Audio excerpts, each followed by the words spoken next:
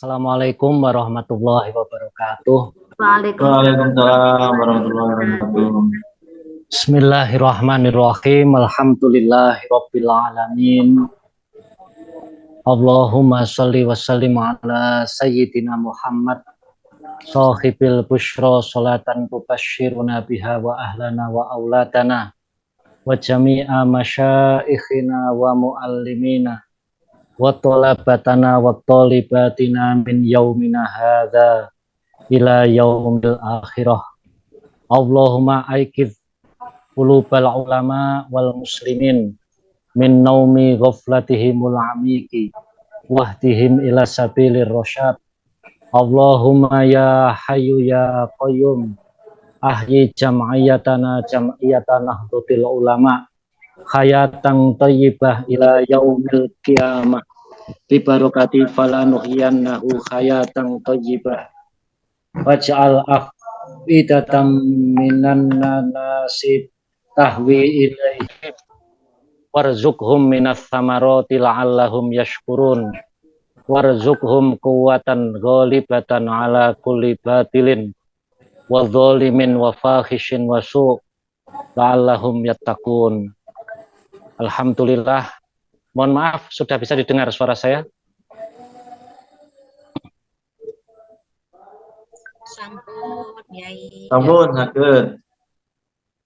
Alhamdulillah yang kami hormati segenap pimpinan ISNU Kabupaten Kediri, Bapak Solihuddin, Bapak Zayat, Bapak Dr. Taufan Hidayat, Mbak Na, dan Mas Arief, dan rekan-rekan semuanya yang nggak bisa kami sebutkan namanya satu persatu. Terima kasih atas kesempatan yang diberikan kepada kami pada bulan Ramadan yang penuh berkah ini.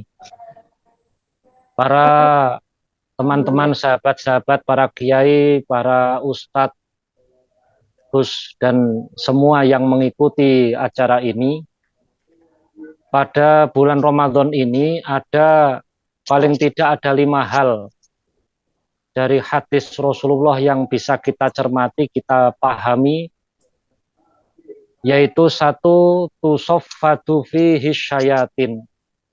Pada bulan Ramadan ini setan terbelenggu, setan dibelenggu. Dibelenggu ini artinya ada kesempatan besar bahwa Allah memberikan kita taufik pertolongan untuk melaksanakan kebaikan-kebaikan di dalam bulan Ramadan ini. Kemudian yang kedua adalah tuftahu fihil abwabul jannah wa tughlaqu fihi abwabun nar. Dibukakannya pintu surga dan ditutupnya pintu neraka. Kemudian yang ketiga, fihi lailatul qadr hiya khairum min alfi syahr man hurima khairuha faqad hurimal khairu kulluhu. Di dalamnya ada Lailatul Qadar dan ia adalah lebih baik dari 1000 bulan. Barang siapa yang terhalangi dari kebaikan malam tersebut, maka dia akan terhalangi dari kebaikan keseluruhan. Kemudian yang keempat adalah yughfaru lis-shaimin fi akhiri lailatin min Ramadan. Orang-orang yang berpuasa akan mendapatkan ampunan khusus pada akhir malam dari setiap malam-malam di bulan Ramadan ini. Kemudian yang kelima adalah lillahi utaqa'u minan nar wa dzalika kulla lailatin min Ramadan. Allah memerdekakan hamba-hambanya dari neraka dan hal itu terjadi pada setiap malam di bulan Ramadan. Dari 5 hal ini, Ramadan adalah sesuatu yang bisa dikatakan sebagai kesempatan bagi setiap hamba untuk memperbarui kembali nilai spiritualitas dia yang mungkin 1 tahun sebelum Ramadan banyak celah, banyak kekurangan, banyak hal-hal yang tidak semestinya tapi ia lakukan, dan juga banyak kekurangan-kekurangan dalam menata dirinya, menata hatinya, menata ibadahnya. Di Ramadan ini ada kesempatan besar yang diberikan Allah kepada hambanya. Makanya kalau kita lihat ada beberapa amal ibadah yang sangat penting harus dilakukan di bulan Ramadan ini. Tentu ini semuanya kita juga sudah memahami dan mengamalkan. Satu adalah as-shaum, sebagai amal fardu yang tidak bisa ditinggalkan oleh setiap orang muslim mukallaf yang tidak ada uzur pada dirinya. Kemudian yang kedua adalah al-qiyam, yaitu melaksanakan ibadah sholat pada malam hari di bulan Ramadan. Dan sampai kalau kita lihat pada era salaf, yaitu era sahabat Rasulullah, ya, mereka begitu berbondong-bondong ke masjid pada malam Ramadan. Padahal saat itu Rasulullah hanya 3 malam ya sholat bersama para sahabat. Tapi waktu yang hanya 3 malam itu ternyata memberikan pelajaran penting bagi para sahabat tentang pentingnya malam Ramadan. Sehingga dari malam pertama, malam kedua, malam ketiga, para sahabat semakin banyak yang datang, padahal itu dikerjakan pada saat setelah nisful lail. Ini menunjukkan bahwa ada nilai spiritualitas tinggi yang dirasakan oleh para salaf pada waktu itu. Kemudian yang ketiga, sedekah. Rasulullah Shallallahu Alaihi Wasallam dalam hadis riwayat Imam At-Tirmidzi dengan sanad sahih mengatakan, Abdullu sodakoti sodakotun fi Ramadan. Sedekah yang paling utama adalah sedekah yang dilaksanakan pada bulan Ramadan. Dan sedekah ini adalah bagian bentuk dari perwujudan spiritualitas kita dalam kita wujudkan dalam bentuk kesolehan sosial. Kemudian ada juga yang kelihatannya sederhana, yaitu it'amut ta'am, tapi ini penting. Memberikan makanan kepada orang lain. Makanan ini tentu bukan sesuatu yang mewah sekilas ya, tapi ada nilai bagaimana kita itu menghargai orang lain dan kita bagaimana kita memperhatikan orang lain, bagaimana kita menunjukkan rasa sayang kepada orang lain. Makanya dalam kitab para ulama dijelaskan faqad kana salafus sholih yuharrisuna ala it'amit ta'am yuqaddimunahu ala katsirin minal ibadat. Para salafus sholih dulu sangat mendorong untuk amal memberikan makanan kepada orang lain, bahkan mereka mendahulukan di antara ibadah-ibadah yang lain. Kemudian yang selanjutnya adalah taftirus shaimin, memberikan buka kepada orang-orang yang berpuasa. Dalam hadis riwayat Imam Ahmad, Imam An-Nasai dan hadis ini sahih, man fattara shaiman kana lahu mislu ajrihi ghairu annahu la yang kusumin ajri shaimi syai'un. Barang siapa yang memberikan buka kepada orang yang berpuasa, dia akan mendapat pahala yang serupa dengan orang yang berpuasa tadi tanpa dikurangi sedikit pun. Kemudian yang selanjutnya adalah al-ijtihad fi qiraatil Quran. Bersungguh-sungguh dalam membaca Al-Quran. Dalam hadis riwayat Imam Bukhari diriwayatkan bahwa pada malam Ramadan malaikat Jibril khusus datang ke Rasulullah. Dalam riwayat tersebut diriwayatkan fayu'aridu hul Qur'ana. Jibril membacakan Al-Quran kepada Rasulullah dan Rasulullah kemudian menirukan. Lalu Jibril mendengarkan. Padahal kita semuanya tahu bagaimana Rasulullah dalam membaca Al-Quran, tapi ada perhatian khusus dalam hal ini dari malaikat Jibril ketika pada malam Ramadan. Kemudian selanjutnya adalah al-julusu fil masjidi hatta tatlu asyamsu. duduk di masjid setelah subuh ya sampai matahari terbit. Bahkan Rasulullah memberikan penegasan pentingnya ini, man sholal fajro fi jama'atin tsumma qa'ada yadhkurullaha hatta tatlu asyamsu kanat lahu ka'ajri hajjatin wa umratin tamatin. Hadis sahih riwayat Imam At-Tirmidzi. Barang siapa yang sholat subuh dalam berjamaah, kemudian dia duduk berzikir kepada Allah sampai matahari terbit, maka dia mendapatkan pahala senilai haji dan umroh secara sempurna. Kemudian yang keenam adalah iktikaf. Iktikaf ini merupakan bentuk kita berkontemplasi dengan Allah di tempat ibadah. Bahkan iktikaf ini cukup kita hadir di dalam masjid dengan niat iktikaf itu sudah dinilai oleh Allah. Dan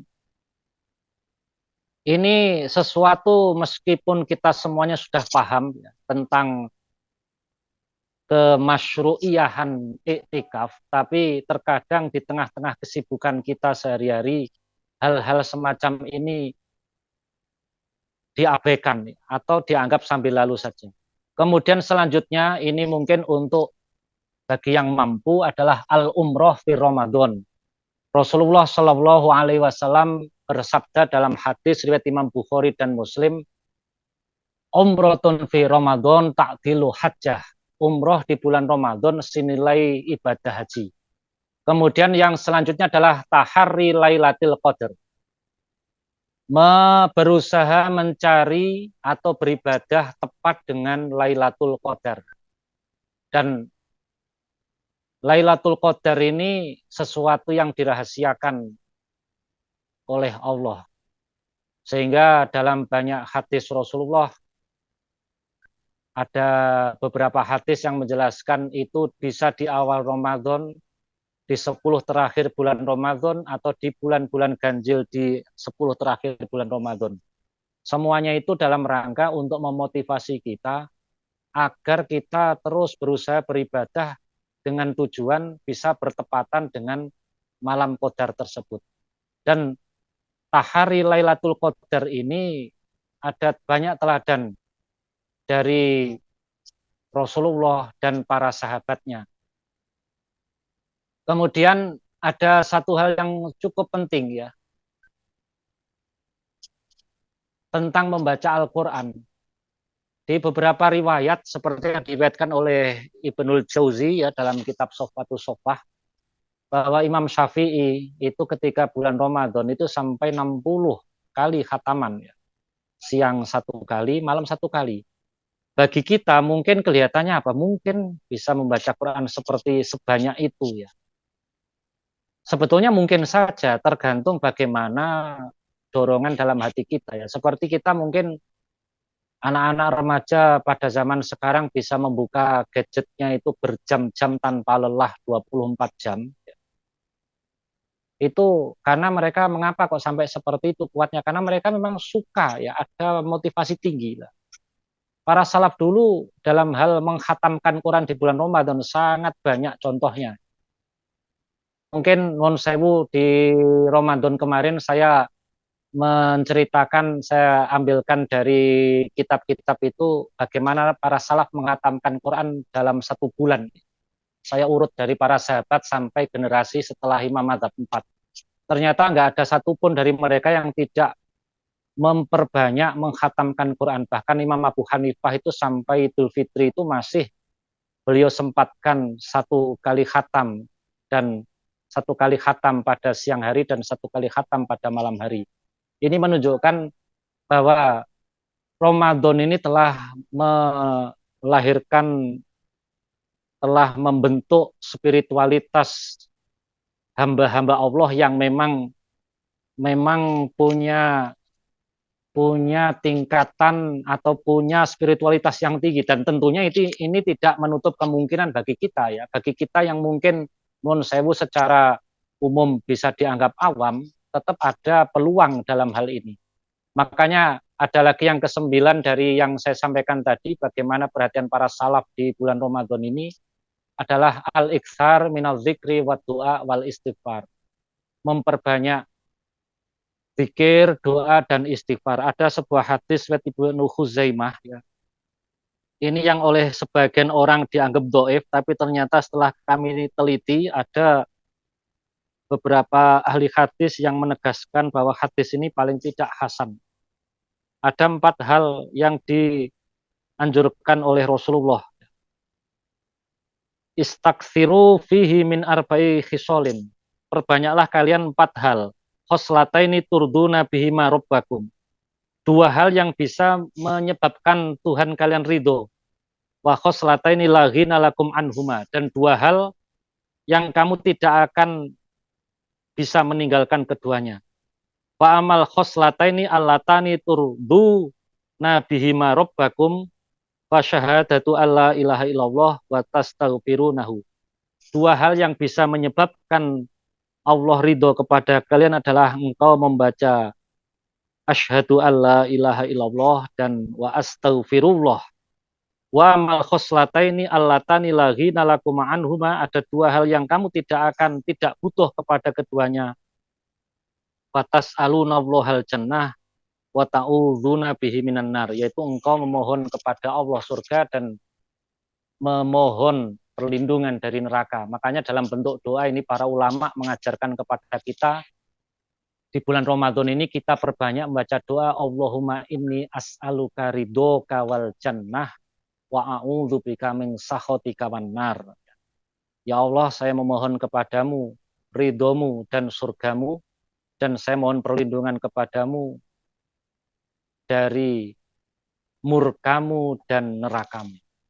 Hal-hal seperti ini di zaman yang penuh dengan kesibukan, penuh dengan berbagai hal ini, mari kita renungkan kembali apakah bagaimana kualitas ibadah kita di bulan Ramadan ini paling tidak bisa digunakan untuk menambal atau memperbaiki. Mungkin di sebelum Ramadan kemarin kita ibadahnya masih kurang. Syukur-syukur kalau sudah bagus kan tentunya tinggal meningkatkan, mempertahankan, apalagi sampai bisa mengikuti para salaf. Dan para salaf dulu di samping memperbanyak Al-Quran, membaca zikir, mereka pun juga di bulan Ramadan menyempatkan diri untuk mempelajari hadis dan menulis hadis, meskipun mereka sudah menghafal hadis. Ini menunjukkan bahwa aktivitas keilmuan juga cukup diperhatikan di bulan Ramadan ini. Dan mungkin itu sementara, mohon maaf bila apa yang kami sampaikan jauh dari harapan panjenengan semuanya, karena itulah kemampuan dan batas kami yang kami bisa. Nanti bisa dilanjutkan dengan tanya jawab. Mohon maaf. Wallahul muwaffiq ila aqwamit thoriq. Assalamualaikum warahmatullahi wabarakatuh.